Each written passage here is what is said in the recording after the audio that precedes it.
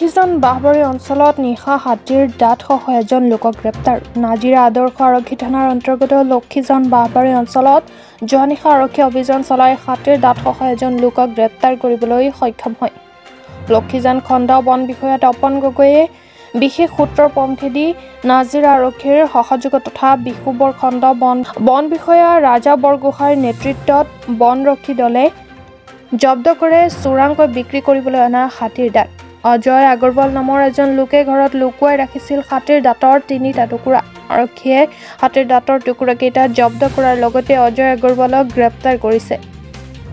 আনহাতে জৈন উপাধিৰ এজন লোকৰ পৰা ৩০,০০০ টকাত ৬ মাহ পূৰ্বে ক্ৰয় কৰাৰ কথা সংবাদ মাধ্যমৰ আগত প্ৰকাশ কৰে।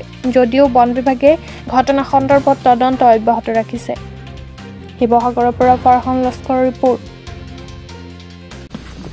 হাতীদাঁতটো সেইটো এৰি পৰা আনিছিলোঁ, ছটিয়ানাৰ পৰা। ক'ত বিকিবলৈ আনিছিলে নেকি? নহয়, মই আনি থৈছিলোঁ ঘৰত। কেলে?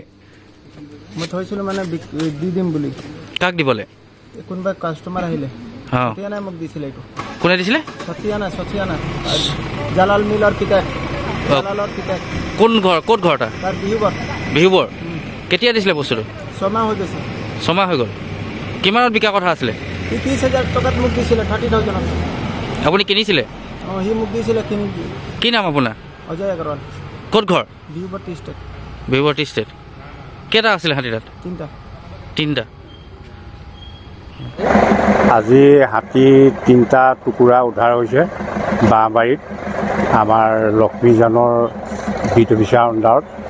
লক্ষ্মীজানৰ বিট অফিচাৰ তপন গগৈয়ে আমাৰ বিট অফিচাৰক এই বাৰ্তা দিছিলে ফোনৰ যোগেদি। তাৰপিছত আমাৰ বিহুবৰ বিট অফিচাৰ ৰাজা গোহাঁই আমাক তালৈ মানে চাবৰ কাৰণে আমাক মানে পঠালে। আমি বেটেলিয়ান 2জন আৰু মই আৰু পূৰ্ণানন্দ বৰুৱা একেলগে গৈ আমি চালোগৈ। আমাৰ নাজিৰা থানা ছেকেণ্ড অফিচাৰ তাত আছিলে, তেখেতে চিজ লিখিছে। তেখেতে চিজ কৰি পেলাই মানে কাগজখন মোক তপন গগৈক দিবলৈ ক'লে, মই দিলোঁ। আৰু বাকী মানে টুকুৰা 3টা আৰু মানুহজন তেখেতে নিজে লগত লৈ